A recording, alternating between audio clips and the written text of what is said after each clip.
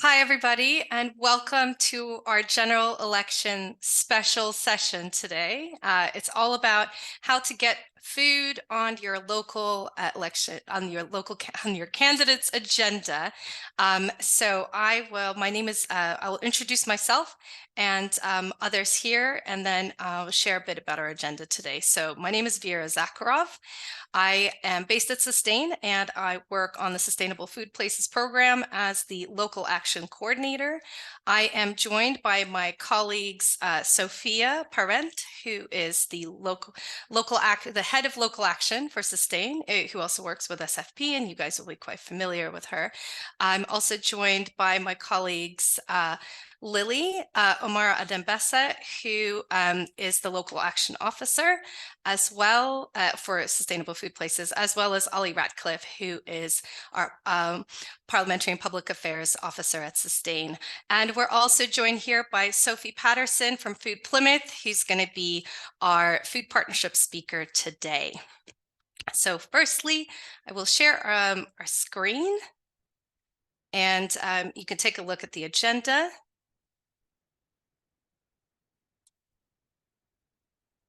There we go. So hopefully everyone can see that.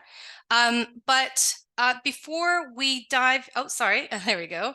But before we dive into it, I just want to remind everybody or let people know that Sustain and Sustainable Food Places, we commit ourselves to ensuring that our events and sessions are inclusive, respectful spaces. We do not tolerate discrimination of any kind.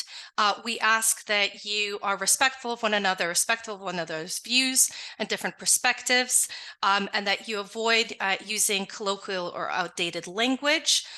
If there is anything, if there's any issue at all, please contact myself, Sophia, Ollie, or Lily, and we will be there to support you. Also, do feel free to use the chat. But yeah, we just want to remind everybody that this is a respectful space. And we are here to make sure to support you in any way we can. Also, I do believe that hopefully there's closed captioning option. So if you need to turn that on, please do. So our agenda for today, I've already done the first bit, our welcome. So after I'm done speaking, I will pass on the space to Ollie, who will take you through our general election toolkit. Followed by that, Sophie will come in with a bit more about what they're doing in Food Plymouth ahead of the general election. Then we will have a Q&A for both Ollie and Sophie, and really all of us here from the SFP and Sustain teams. And then we will go into small breakout groups where you will have a chance to discuss any opportunities and challenges coming up for you, your thoughts on the assets, as well as any plans you have or any concerns that you might have going forward in the next few weeks. And then we will come back together for a close. And just as a reminder, the session is recorded today. So of course, we will be sharing both the session recording and the presentations. So with that, I will stop share and bring on the space for Ollie. So Ollie, go ahead and yeah, share your screen. Thank you very much, Vera. Okay, so share my screen.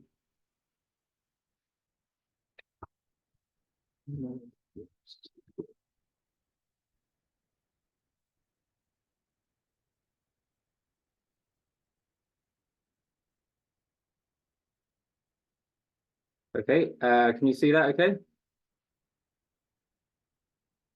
Can you see? Yes, we can. Thank you. Great, thank you. Cheers.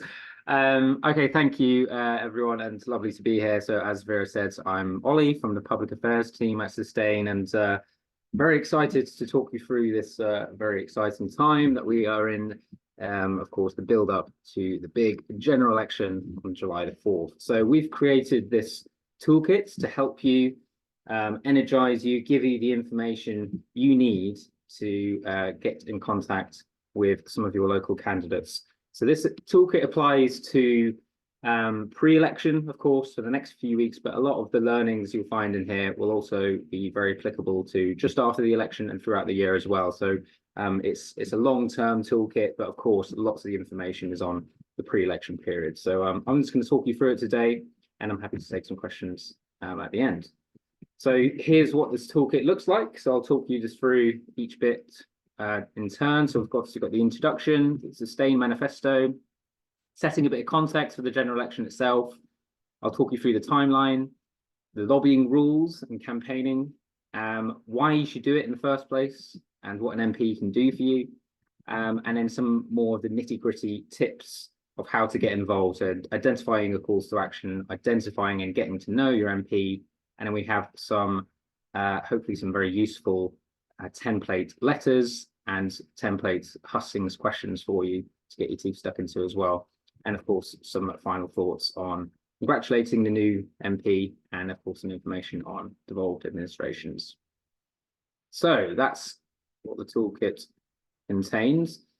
So first of all is our first page is just on the Sustain main asks. So when you're sort of rallying your main asks together, do take a look at the Sustain manifesto. We've pulled it together from all of our different campaigns, which cover lots of the areas that you'll be covering locally. So that could be, you can see on the right there, could be on agroecological farming, it could be on healthy school food, expansion of Healthy Starts, and we have quite a lot more information in our manifesto itself on those particular asks. So I do recommend you having a look at the manifesto. So I'll just take you through to some of the context. So I'm sure it hasn't escaped you that the gravity of this general election it's a pretty big one. We're expecting a hefty number of new faces descending into Parliament. It's expected between 250 to potentially up to 400 new MPs in Westminster, which is pretty staggering. It's one of the biggest sea change elections that we've had in a lot of our lifetime. So a lot of new faces coming into Parliament on the 4th of July. Very quick basics, obviously the 650 MPs across the UK use the first past the post system. So that's essentially winner takes all, no prizes for second place. It's the winner takes all for each seat. And I did put a link in there to some of the boundary changes that have happened this year. So there was a review of a lot of the boundaries and constituencies last year. So you will probably find that your seat has a different name now and possibly covers a slightly different area. It won't be too drastically different, but obviously it might have a different name. So do check out the boundary changes to familiarize yourself with the different sort of named changes and things. So what that does mean is that, and this goes for before the boundary changes as well, that some local authorities might not match perfectly with the name of the constituency. So just bear that in mind. Some of you might be dealing with a couple of constituencies at once as well. So your area might cover across 2 different seats. So just bear that in mind and just familiarize yourself. And obviously, if you do have the time capacity to engage with more than one seat, obviously we would encourage you to do so.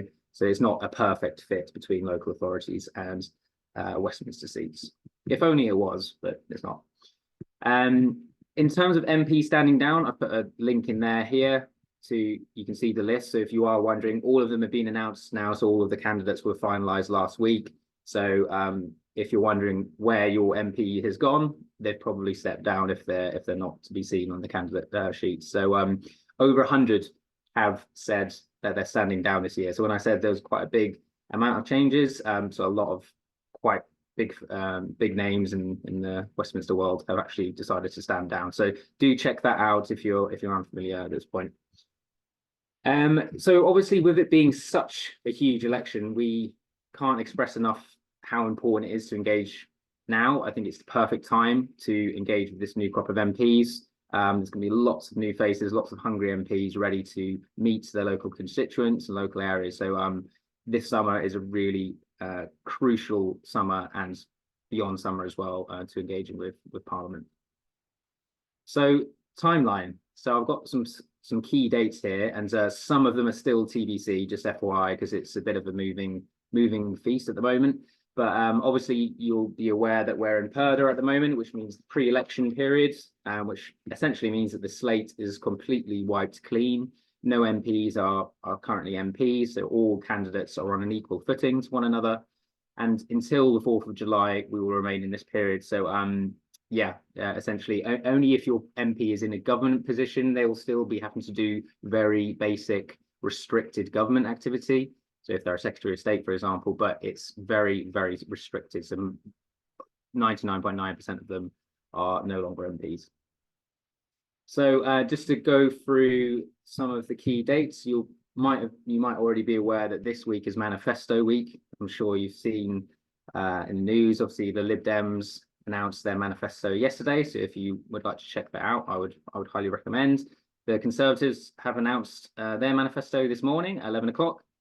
The Green Party is tomorrow, and we've got the Labour Party on Thursday as well. So this is very much Manifesto Week, and you'll see all over the news lots of grilling of the party leaders of their manifesto pledges.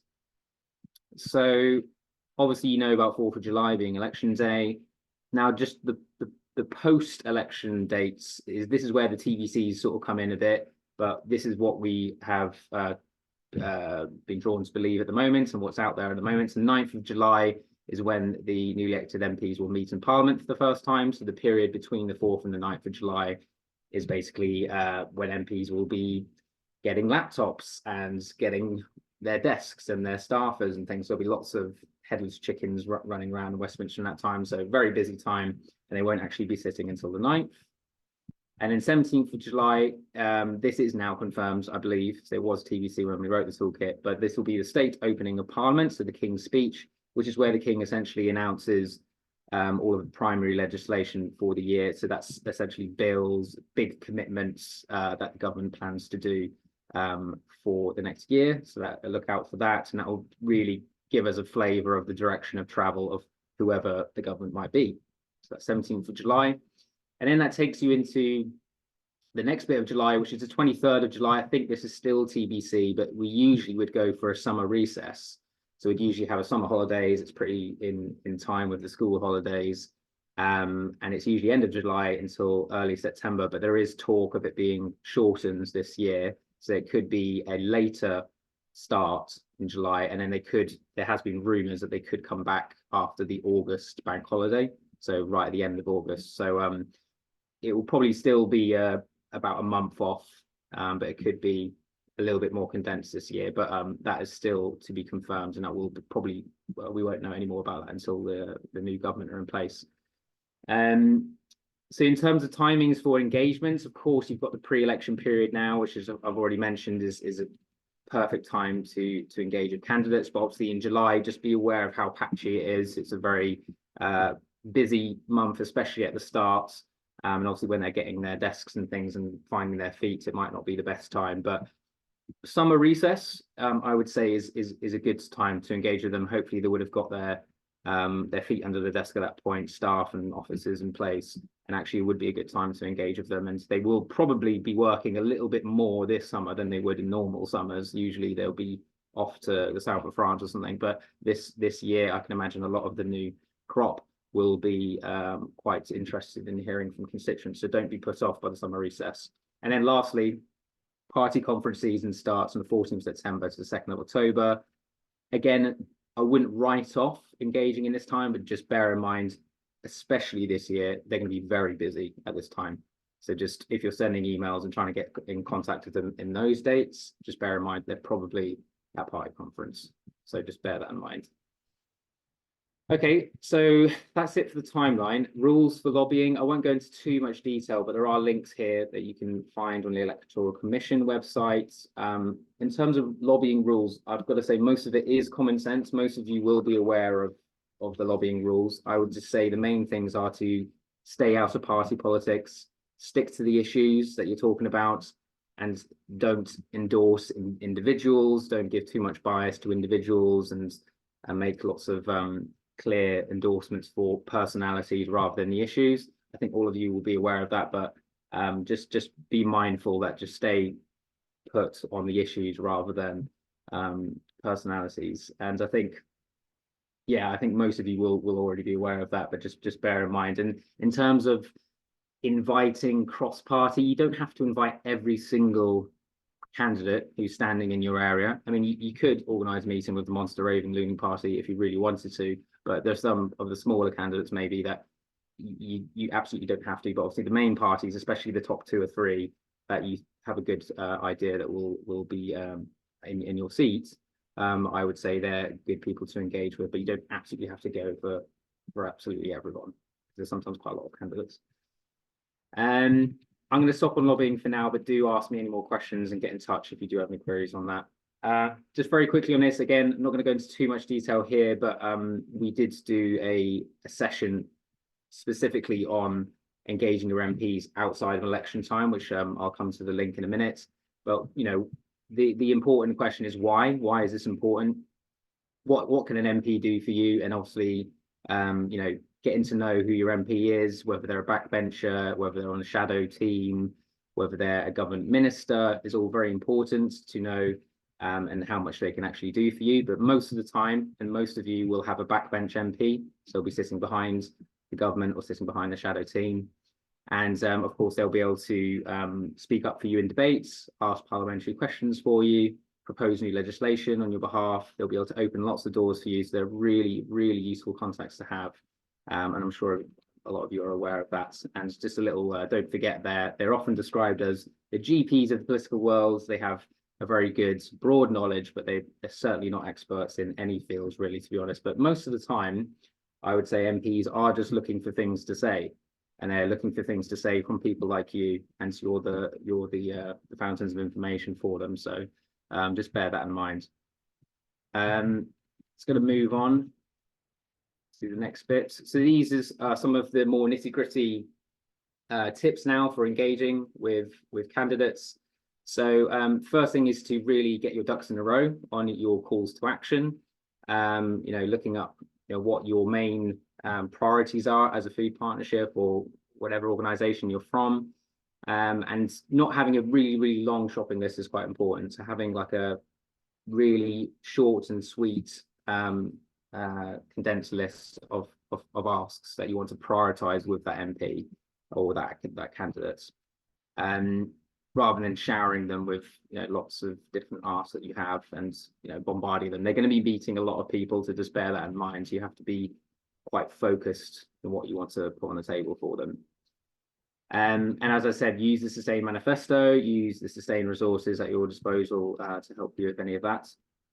In terms of identifying them, we would always recommend They Work For You websites. For any of you who've been to these sessions before, we always push that really hard. It's a fantastic resource for finding out about what your MP has said. This is obviously if your MP is a existing MP. If they're a completely new MP candidates, I'll come on to that. But obviously the Parliament websites, if that have a look at what they've said in previous debates in the past. Now, PPCs are prospective parliamentary candidates. So these are obviously everyone that's out there at the moment, but some of them could be completely new faces. And obviously, in terms of researching who they are, we've got two links there for the Democracy Club and Who Can I Vote For? And on that, they have an up-to-date list of all of the candidates, and they even have their backgrounds. They even have emails for the candidates on Democracy Club and Who Can I Vote For? So it saves you loads of time looking for the candidate details and a bit of information about them. So do check that out, and that is an absolutely critical resource for you. As I said, yeah, goes without saying, research their interests, have a look at their websites. All of them will have their own campaign website right now. So do just familiarize yourself with that, follow them on Twitter, and do check out what they're pledging to be behind at the moment. Okay, just going to move on to the candidates. So we've got an appendix with a template letter for candidates, which I'll show you in a second. But yeah, just another reminder to write all the main party candidates. Don't just do the ones that you think might win. You still never know what's going to happen. Obviously, we all have a good idea of who's going to win, but your seats could be a swing seat, so it really is hard to predict some of them. So do write to the main party candidates. Now, hustings. They traditionally take place, obviously, within the next few weeks, just before an election. They often take place in places like churches and local halls and things, village halls, whatever. But I think a lot of them are actually taking place online now, I think, and some of them are taking place on Facebook Live and things. So they're getting very up to date with the times. But do have a look again at websites, the Democracy Club, to see when the hustings are announced. You can also Google if there's a hustings in your area, if there's any local groups hosting it. Environmental organisations such as Friends of the Earth and things like that often do hustings on obviously environmental issues, so do check out if they're doing one in your area. And we absolutely urge you to go along and participate. Often you have to submit questions in advance through writing to the organisers, or there could be scope for you actually asking questions at the time. And it's just a really interactive, buzzing event. I'm sure some of you have been to them before, but really good way of getting to meet the new candidates and obviously putting a face to the name and actually seeing them in person. So can't recommend going to hustings enough. In terms of site visits as well, so this is something which, you know, you might not have time to organise pre-election. I appreciate it's only a few weeks until the 4th of July, but this is something you can absolutely do in the summer after the election. So we can help you with that. We've done, you know, we know people have done things like that in the past. So obviously this summer could be quite an interesting time for a site visit. That could be coming to visit a local business, coming to visit Food Partnership itself, a local farm, a local growing community, something, anything you want. You can come and vote, invite your MP to this summer at some point. Of course, vote. I think you all know the importance of that.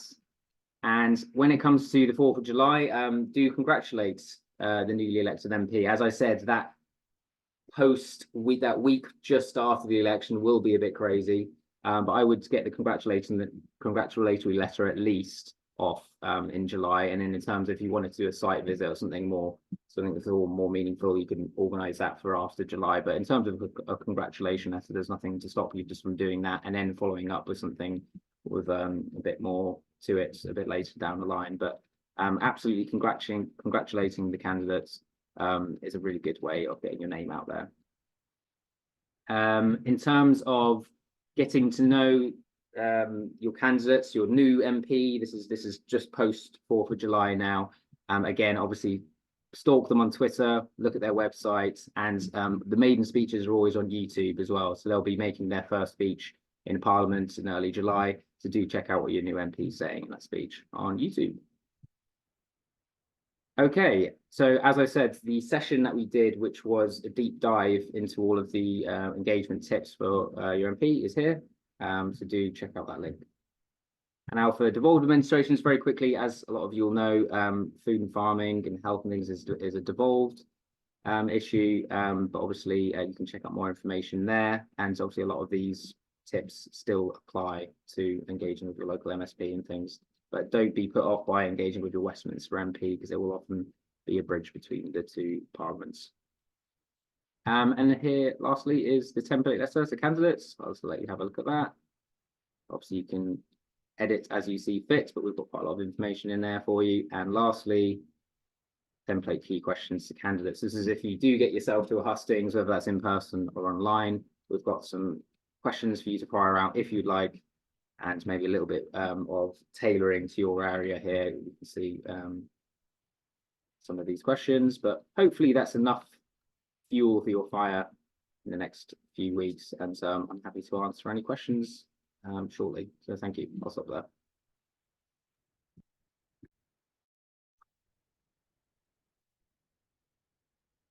Thank you so much, Ollie. Let's, in the interest of time, let's actually go straight to Sophie, if that's okay, and then we'll just combine the questions for both speakers. Is that okay with you, Sophie? Yep, that's absolutely fine. I'll bring Wonderful. my screen share up now. Thanks so much. Okay, great. Hopefully you can all see that okay. Brilliant. So I'm just offering really a bit of a personal take on what's happening in Plymouth. And I will say, as a food partnership coordinator, it's all new to me. So it's really just trying to share what we're thinking about doing, and also trying to encourage everybody else to think about doing things similarly as well. So a little bit of background first of all. Plymouth, we've got 3 constituencies, 21 candidates in total, and we've got 24 days to go to the election. And that obviously might be a different story for quite a few from the call. You might be a county level food partnership with loads and loads of candidates and constituencies to contend with, or you might be similarly to Plymouth, a small city as well. So hopefully I'll cater a little bit for everybody in this presentation. So a little bit of background as well about the previous engagement that we've had. It's mainly centred around the Sustainable Food Places Day of Celebration and Action.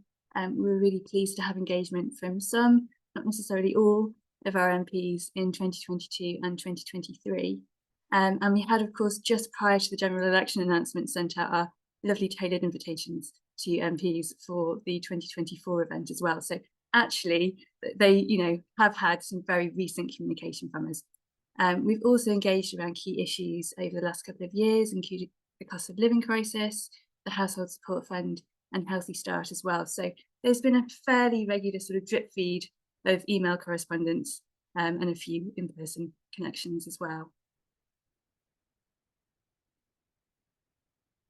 So, well, what have we tried to do first of all? I think the most important thing we've tried to do is mobilise our network, our partnership and network across the entire city. We were lucky as well. We had a bit of sort of a head start with this because of the upcoming Day of Action. In our spring partnership meeting on the 26th of April, we were able to invite our partners there to share what their key issues were for MPs, thinking that we'd then be able to take this forward in a July event. But actually, it's the perfect solution as well. We've now got a list of key issues ready to present to candidates.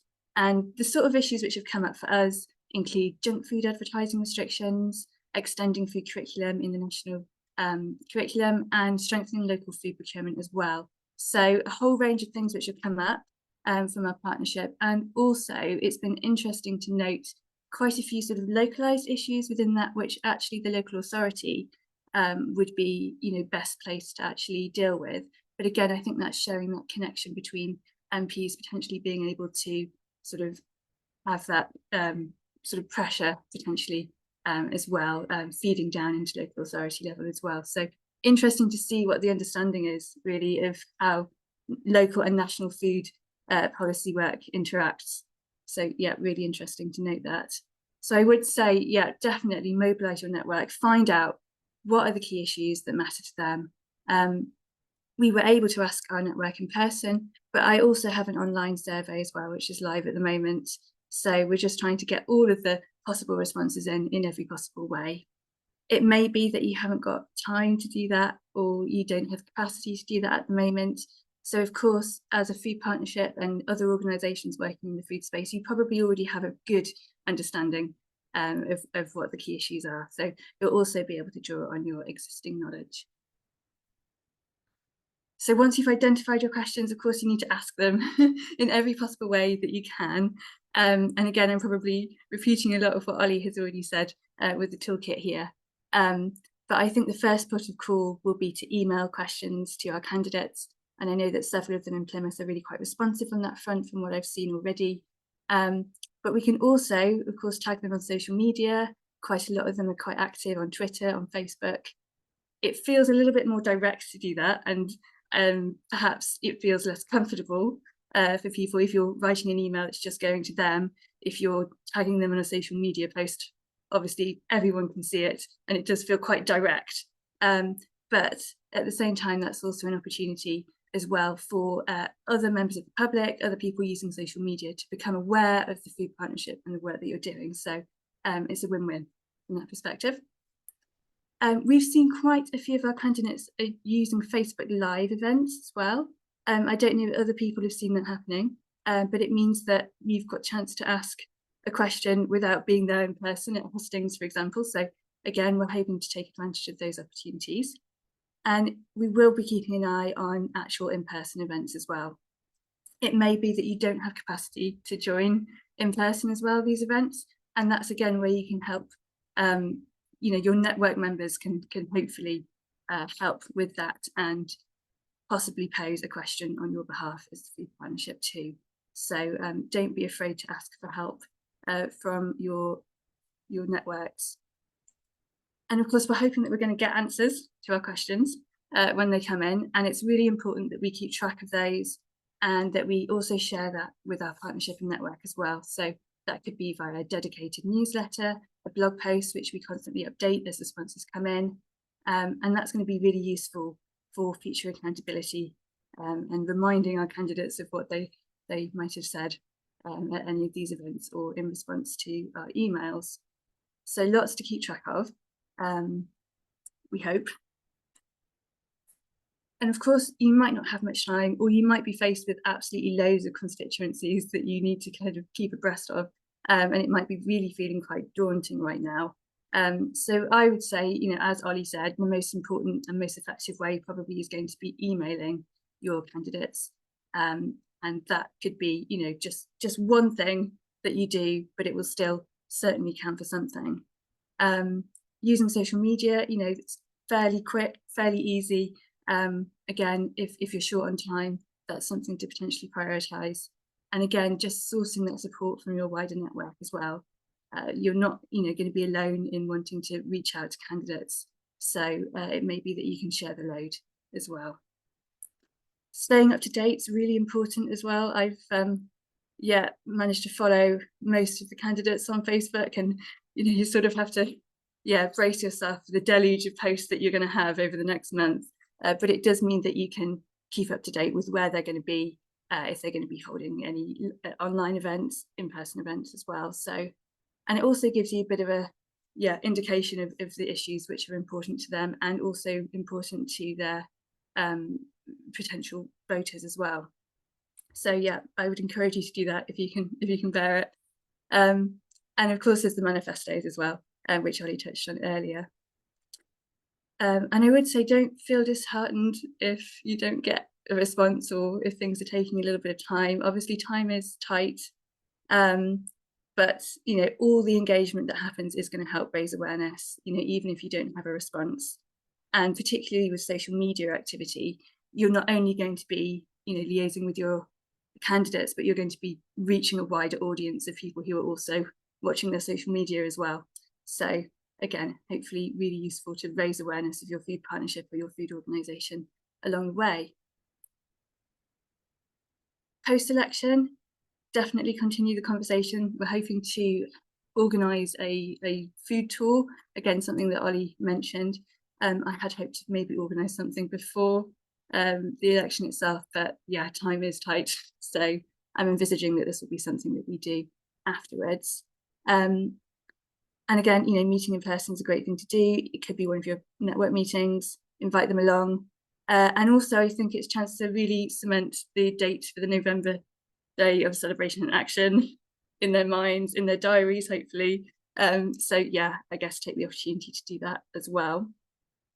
And I thought as well it's worth mentioning about the unsuccessful candidates, because it may be that actually you've had some really great interest and response from candidates who ultimately don't go on to be your MP.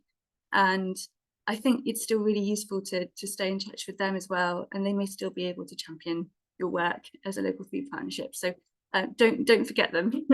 And hopefully, you know, use this whole experience as a chance to broaden your network, broaden your connections, and just, you know, be able to bring the work that you're doing to a wider audience, regardless of how much engagement you get from your candidates, I would say. So I will end it there. And there's a few contact details if anybody wants to get in touch. Thanks very much. Oh, fantastic. Thank you so much, Sophie. That was brilliant. It certainly kind of brought up some interesting questions for me, but I think like the takeaway is that any kind of engagement is positive, and it's an opening of the door. So just to kind of go for it, even if you have very limited time. And it's an interesting point about candidates that engage with this process but aren't successful may potentially be local champions. It's a really interesting point. So it's really interesting to kind of end on that, you know, there are so many ways that this type of work can be effective and supportive of your food partnership. So we're just a little bit over time, but I definitely want to have space for questions for Ollie and Sophie, just in general. And, you know, please do put questions in the chat. But otherwise, this is a great opportunity. Just raise your hand and you can come in and ask it live. So I will reserve my own questions for later, but want to cede the floor to you guys.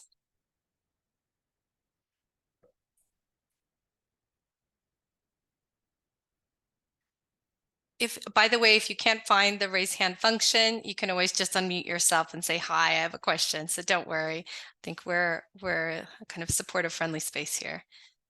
But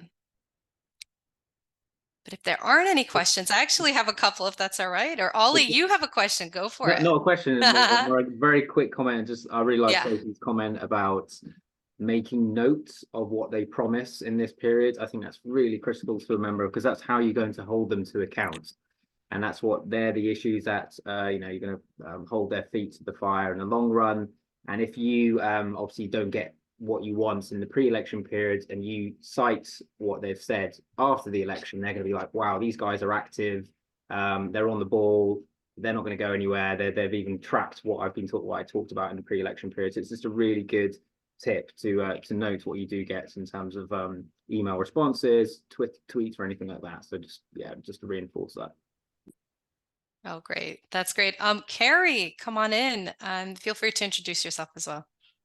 Oh, hi, yeah, I'm Carrie from the Country Trust. So I'm not specifically connected to a food place, so they have been involved with some. It's just a question really for Sustain on the manifesto. I'm quite intrigued that food education doesn't get a mention in your list of wants, because it's kind of the basis to be able to do anything else. If you don't understand the food system and your place in it and impacts, etc., it's quite hard to ask for other things. So I'm just intrigued. Ollie, would you like to take that from a kind of like a policy space perspective? Yeah, I mean, we put the manifesto together alongside all of our campaigns at Sustain. Obviously, the Children's Food Campaign, they cover lots of areas, and I think a lot of the areas that they cover are mainly to do with school food and school food standards, free school meals, and then children's healthy food. So we do a lot on junk food advertising, do a lot on soft drinks industry levy. So I think that's our main focus. Is we couldn't put everything in there, I suppose. So it was just a sort of prioritization of the issues that we work very proactively on, and what our members as well work on as well. So but yeah, I'll note that, and I can communicate that to obviously Barbara, who leads our children's food campaign, for future campaign ideas and things. But yeah, thanks for... I think, and one thing to add, I just remembering just in the past few years, we did a piece of work around engaging actually on the Healthy People's Capital Fund, a very short-lived fund specifically for schools to be able to invest in kind of infrastructure to do food and growing education. So, I mean, just from like having kind of been involved in this work, there's a lot of appetite at the local level to engage young people, but we know that one of the limits is actually like lack of resources at the local level. So whether at the local authority or at the schools level. So we do advocate to make sure that there is local resource to do all manner of engagement and that it's long-term. But we know that one of the biggest challenges is actually adequately supporting that work at the local level, so that the will is there, but you know, the capacity is limited. So I think that's one way that we kind of connect into it, and that is something that really needs leadership at the national level. But yeah, but thank you. We have another question. There's a couple of questions actually, but I'm gonna. So just a very quick one is, and I had a similar question for you, Ollie, as well. So Anna says that they don't use Twitter/X. So what's the best platform for conversation with candidates? So I know we've mentioned things like Facebook Live. So Ollie, what's your kind of take on this? Good old-fashioned emails, absolutely. You can't beat good old-fashioned email. Absolutely, they'll be monitoring their email inboxes very heavily, so I can't recommend that enough. So yeah, if you're not on Twitter, you're not really missing out, obviously. And you know, Twitter is a good way of engaging, but I would just say emailing. If you really want to, you know, you can phone their office and get to know them personally, or anyone in their campaign team. You can absolutely do that. So yeah, I would say it's not the be all and end all if you don't have Twitter or X.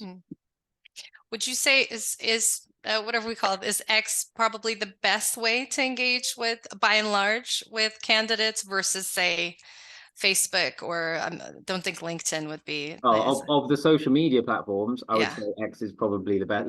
LinkedIn direct messages, I mean, yeah, you can slide into their DMs on Instagram if you want. I mean, there's nothing wrong with that, but obviously it's not the traditional way, and I can't imagine the majority of them will be using the likes of TikTok and Instagram, but you know, some of them will. So I would never write off any of these channels, because you know there are lots of new ways of candidates campaigning these days. And I have seen more TikTok activity this year than normal, obviously, especially those trying to go for the younger votes.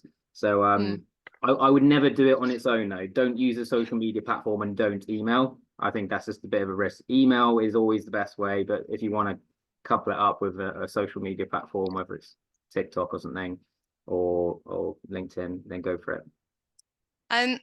I just, in the interest of time, if that's all right, then. So Jennifer posted a question about working with local council members who often sit on local health and well-being boards, and that's influencing local policy. I think it's a really good question. I do invite people. We have a brilliant network here to kind of respond if that's okay, but I think I will kind of pose questions specifically on this general election engagement. I hope you don't mind if we do that. But I think one more question, because this has come up, I think, through Sophie's presentation, and I think one for you, Ollie, as well. In the interest of, because so many people don't have enough time, you know, what would be like one thing that you do, just to reiterate, like if you say have just half a day to devote to this, or what would you do if you actually have zero capacity? What might be the advice to local, whether the food partnerships organizations? So yeah, if you have just half a day to devote to this work, what's the one thing you do? And if you have no time at all, what's the one thing you can do? Do you want to take it first, Sophie? Just, you know. Sure. I mean, yeah, it is really tricky, isn't it? And lots of us are part-time, and yeah, you know, I'm 2 days a week, and you think, gosh, there's not actually that many working days. I would say, I mean, it probably goes back to what Ollie said about emailing being the surefire, trusted way. I think, you know, rattle off those emails if you can, and then see what comes back. That would be the number one. Yep, I would, just to take it step by step, I would go into Democracy Club. I would find the candidates in my area. I would find their emails, and then I would use the candidate letter template in the toolkit, edit it appropriately to my food partnership, and ping off that email to the main party candidates. And I think you could do that in half a day. Hopefully the toolkit letters will help you to do that and help you save time. And yeah, thank you, Lily, for sharing that. So I'd get those emails and use that letter to your advantage, and hopefully that's an afternoon maybe, and that's something before the election then. Thank you. So we're getting short on time, and I want to give you guys a chance to speak amongst yourselves and really think about this through at your local level. So if that's okay, we're going to do quick breakout groups. We're a little bit shorter on time, so I think maybe just 5 minutes to buzz in, I think, as groups of 3 is what we're planning. So if that's okay, we're going to do that. And I'm going to pose the questions again that you'll be covering. So don't worry. And in fact, what you could do is you could, it should pop up. So you should see there your questions. So your thoughts on the toolkit and the assets, like what could be particularly useful, any plans within your local area to do this, or within your food partnership organization, or interest in engaging the candidates, and any concerns or anticipated barriers. So those 3 things, like what you're kind of really kind of honing in on is useful, your plans, and any potential barriers, if that's all right. So yeah, we'll break out into a group like for 5 minutes, and then we'll come back and sort of see how it went. Hi, everyone. Welcome back in from the breakout groups. I know we don't have a lot of time, so it's just be really great to hear some of the stuff that came up, interesting kind of points. Try to keep it succinct as well, if that's okay. So just go ahead and raise your hand, or just unmute yourself if you wanted feedback from your group.